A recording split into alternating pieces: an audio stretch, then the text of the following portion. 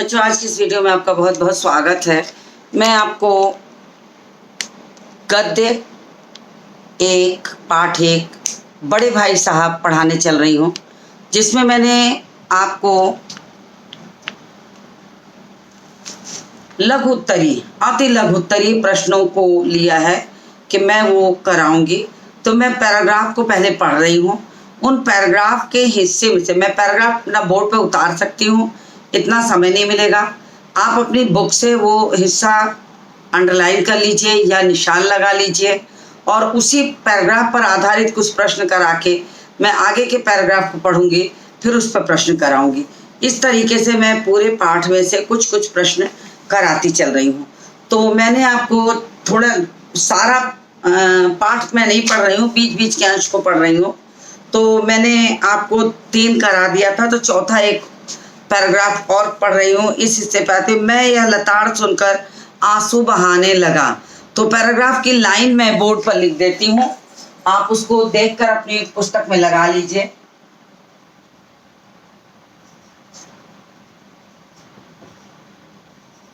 बड़े भाई की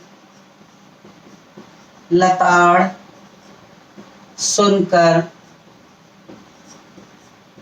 मैं आंसू बहाने लगा। आप पैराग्राफ अपनी बुक से लगा लीजिए, फिर मैं आपको आगे के हिस्से को पहले मैं पैराग्राफ पढ़ देती हूँ, फिर प्रश्न कराऊंगी। मैं यह लताड़ सुनकर आंसू बहाने लगा। जवाब ही क्या था? अपराध तो मैंने किया, लताड़ कौन सा है? भाई साहब उपदेश की कला में निपुण थे।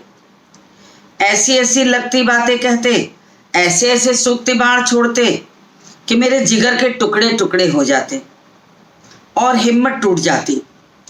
इस तरह जान तोड़कर मेहनत करने की शक्ति मैं अपने में ना पाता था और उस निराशा में जरा देर के लिए मैं सोचने लगता, क्यों ना घर चला जाऊं।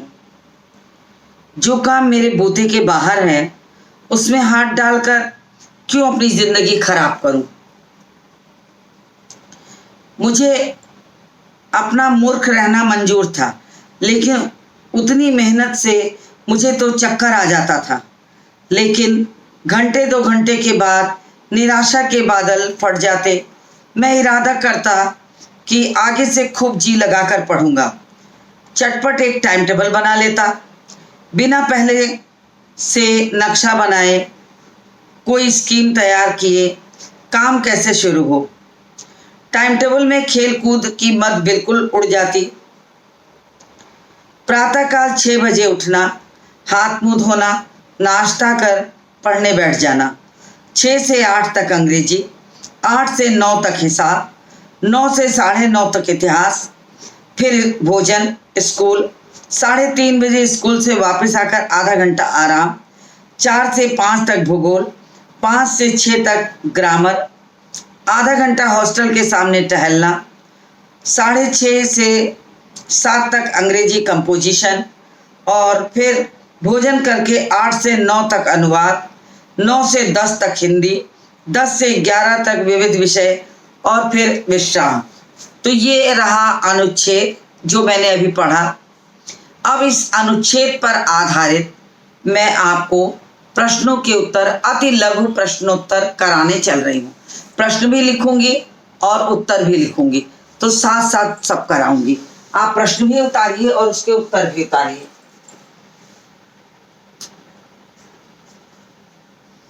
प्रश्न 1, लेखक किस कारण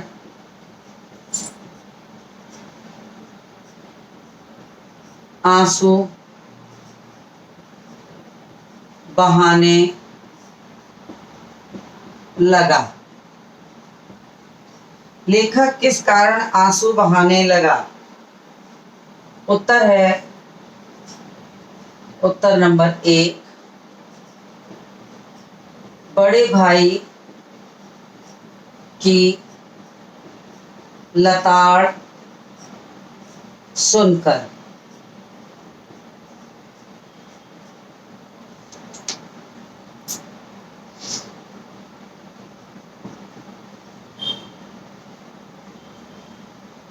दूसरा प्रश्न है, बड़े भाई साहब किस कला में निपुण थे?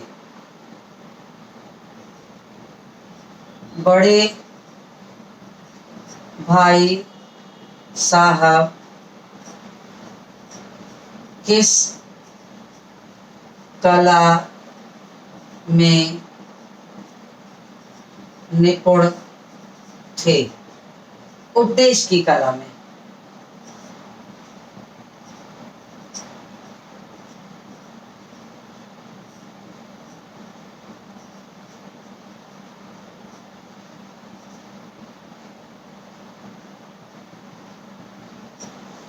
उपदेश की कला में।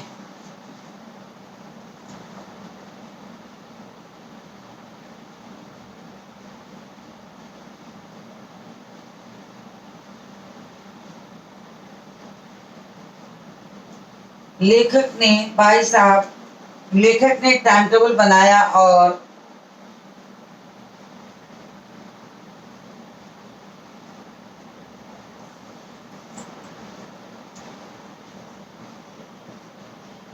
लेखक ने टाइम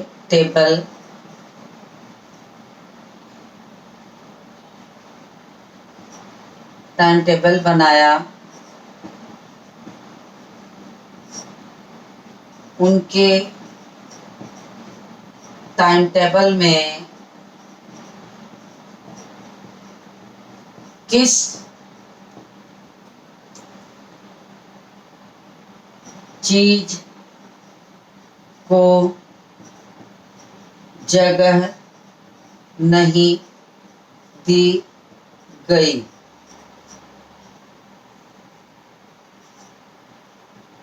खेल कूद को।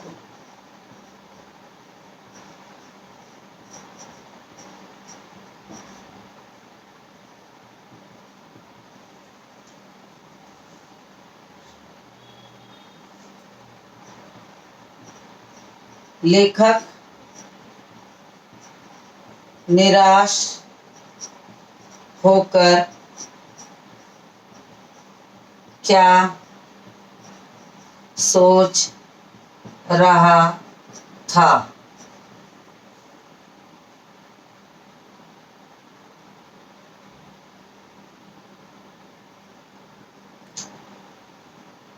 उत्तर, घर वापस चले जाने की।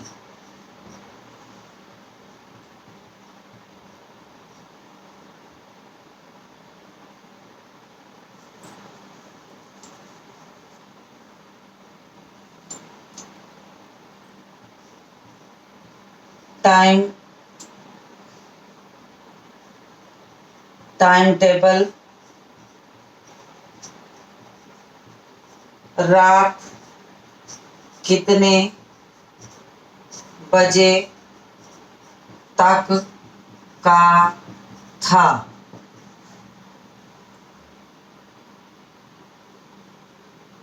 उत्तर, 11 बजे रात तक।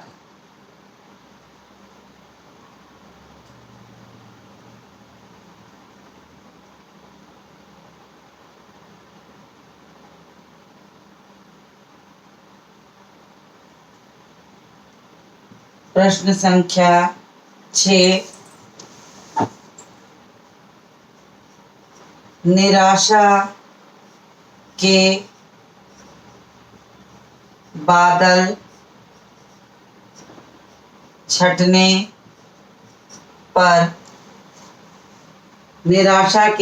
छटने पर लेखक क्या सोचता?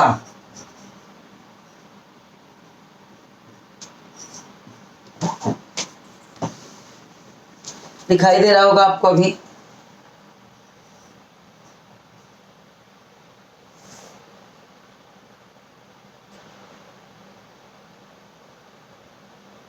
खूब जी लगाकर पढ़ूंगा, खूब जी लगाकर पढ़ूंगा। तो इतना आप स्क्रीनशॉट लीजिए।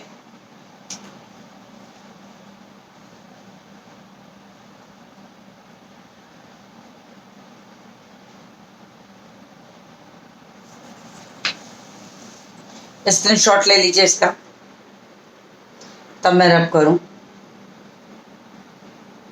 चलिए स्क्रीनशॉट आपने ले लिया होगा, मैं रब करती हूँ। 6 प्रश्न हो गए हैं।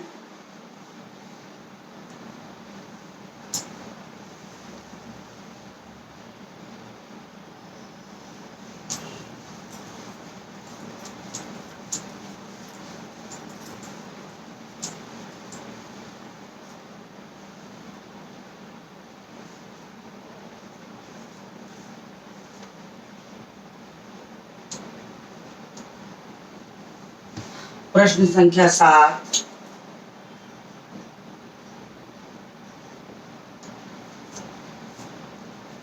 भाई साहब के सूक्ति बाणों से लेखक की क्या स्थिति होती? भाई साहब के सूक्ति बाणों से लेखक की क्या स्थिति होती?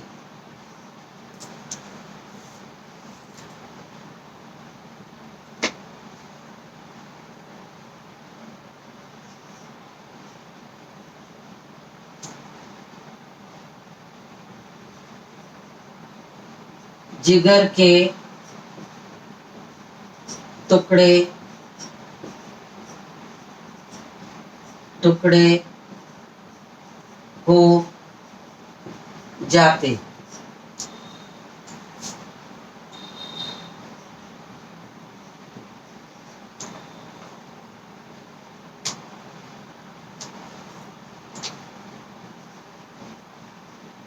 मेहनत के नाम से लेखक क्यों घबराता?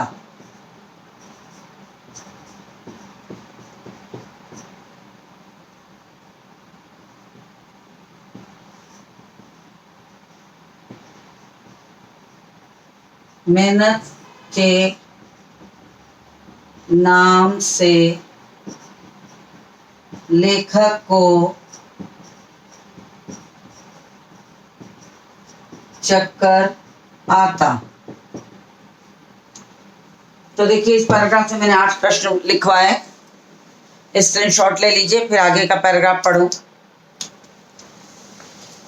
स्क्रीनशॉट ले लीजिए।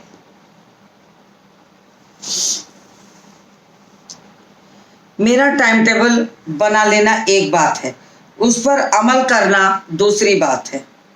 पहले ही दिन उसकी अवहेलना शुरू हो जाती। मैदान की वह सुखद हरियाली, हवा के हल्के हल्के झोंके, फुटबॉल की वह उछल कूद, कबड्डी की वह दावघात, वॉलीबॉल की वह तेजी और फुर्ती मुझे अज्ञात और अनिवार्य रूप से खींच ले जाती।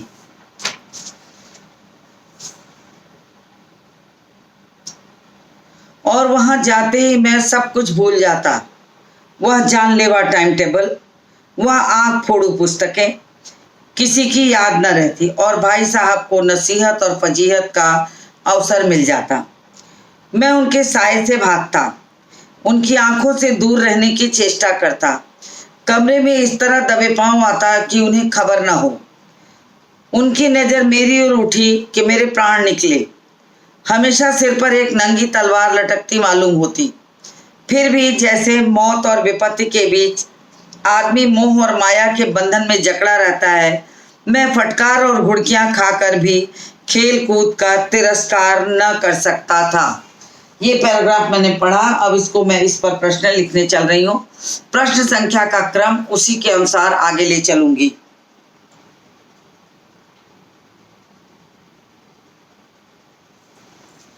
चलिए शुरू करते हैं।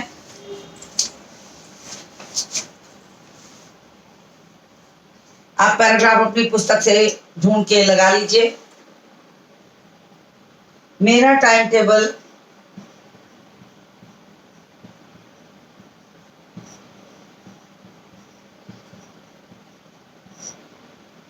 बना लेना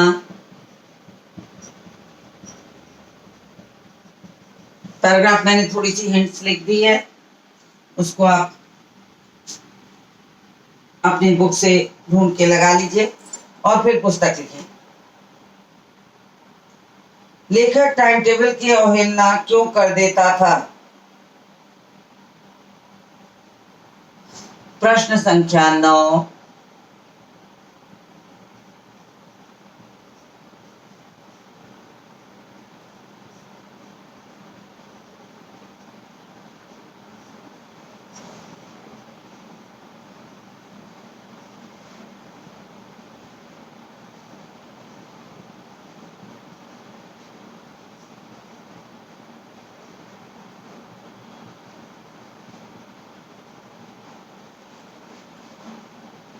लेखक टाइम टेबल की अवहेलना क्यों कर देता था?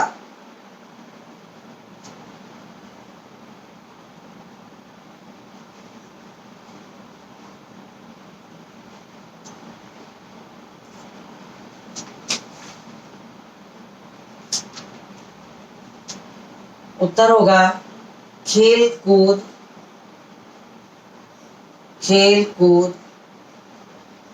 की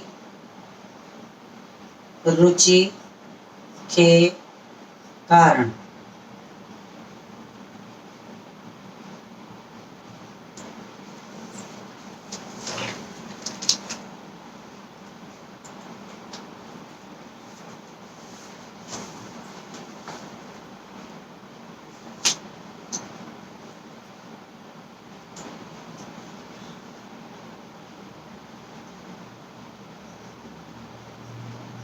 बड़े भाई ने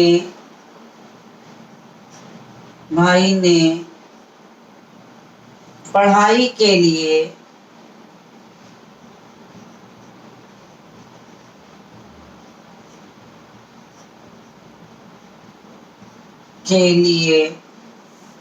किस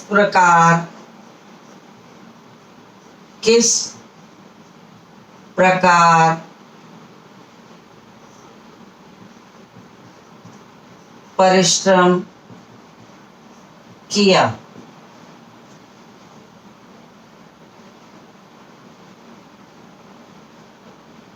उत्तर होगा प्राणांतक।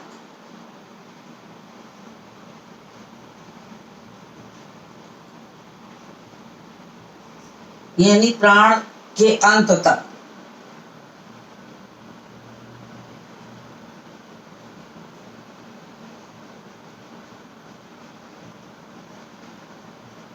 लेखक के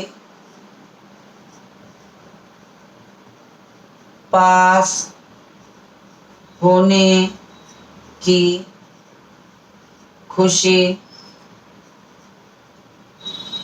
आधी क्यों हो गई?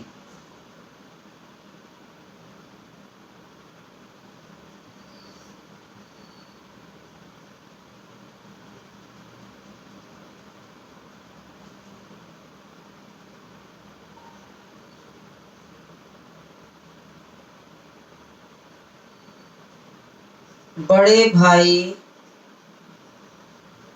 के न पास होने से।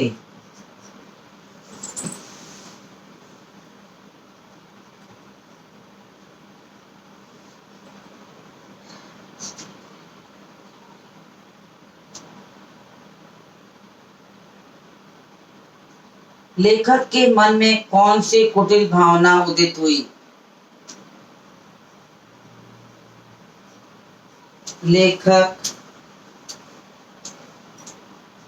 के मन में कौन सी कुटिल भावना उत्पन्न हुई।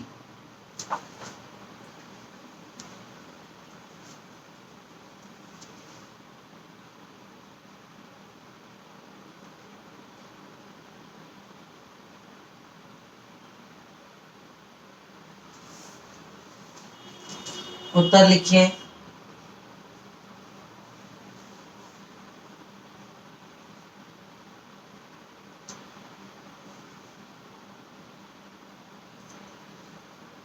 बड़े भाई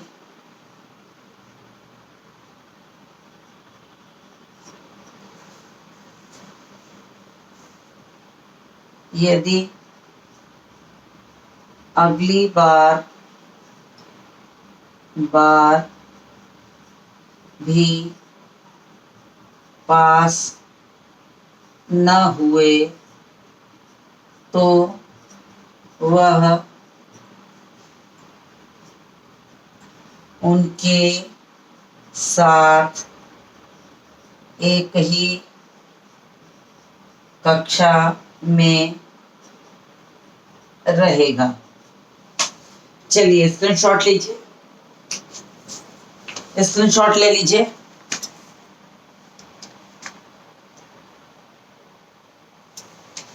मैं रब करती हूँ।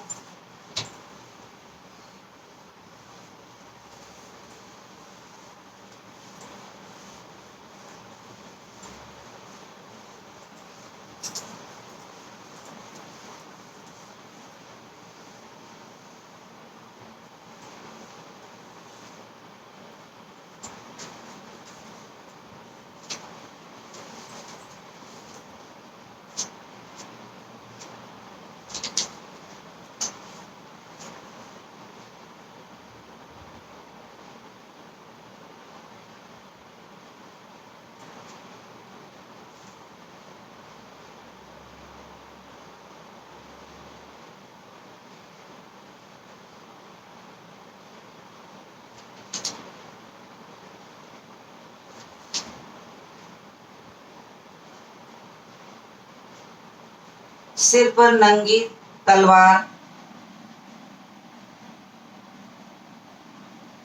हमेशा सिर पर एक नंगी तलवार सी लटकती मालूम होती।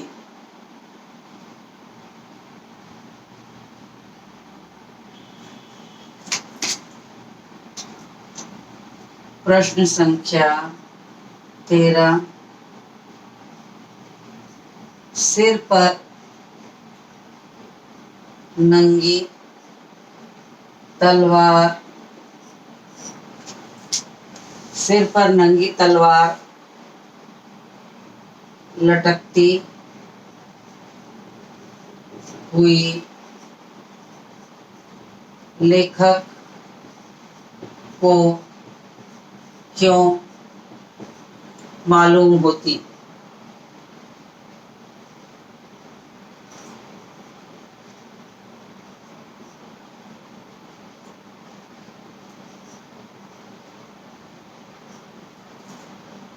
खेल कर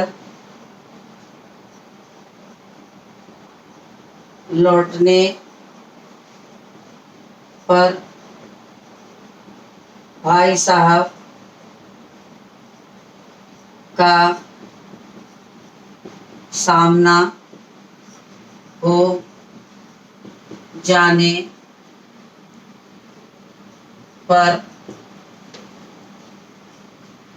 डांट के डर से। आप खाली डांट के डर से भी लिख सकते हैं। ये तो मैंने आपके समझने के लिए इसको थोड़ा बढ़ा के लिख दिया है ताकि आपको अच्छी तरह से समझ में आ जाए।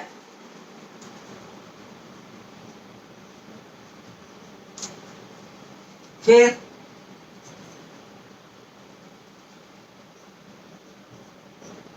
लेखक किसके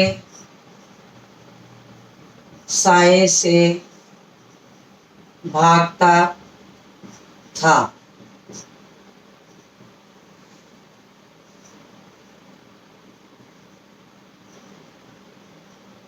बड़े भाई साहब के साए से।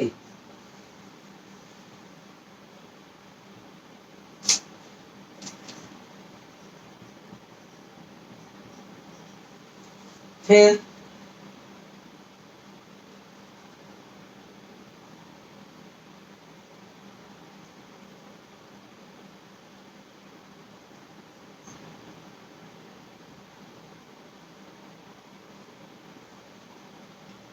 अगला है, लेखक कब सब कुछ भूल जाता। लेखक कब सब कुछ भूल जाता।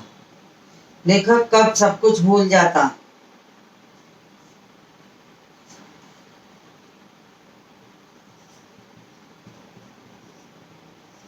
खेल कूद के सुखद वातावरण में।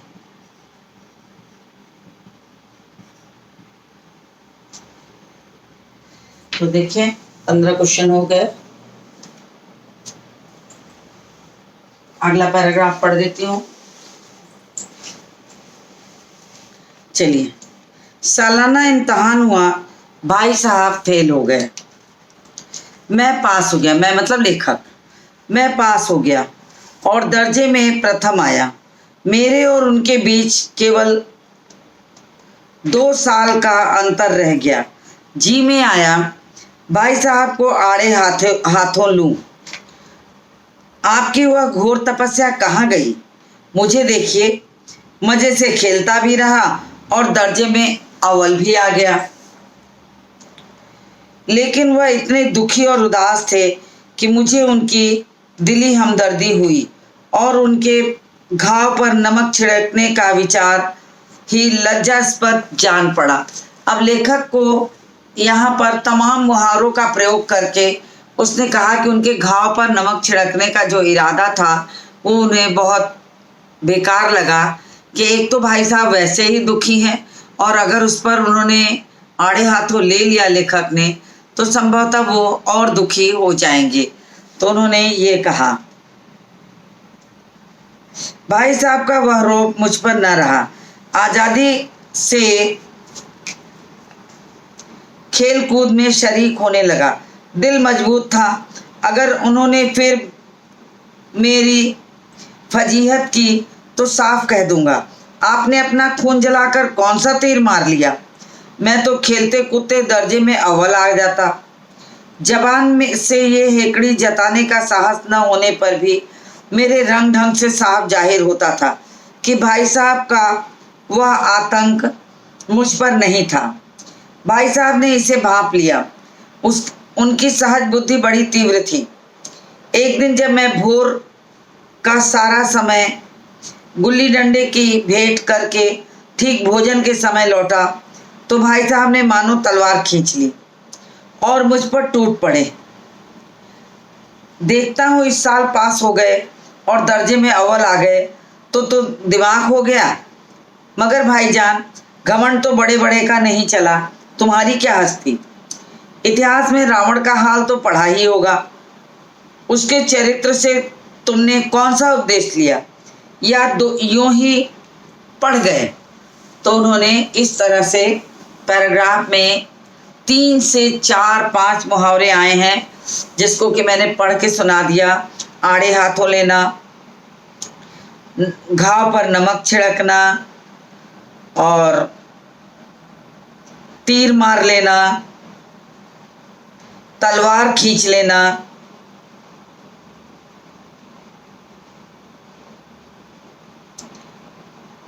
और भी 1-2 मुहावरे इसमें आ गए हैं। तो मतलब कुल मिलाकर मुहावरेदार भाषा के माध्यम से लेखक ने पाठ को बहुत अच्छी तरह समझाने की कोशिश की है।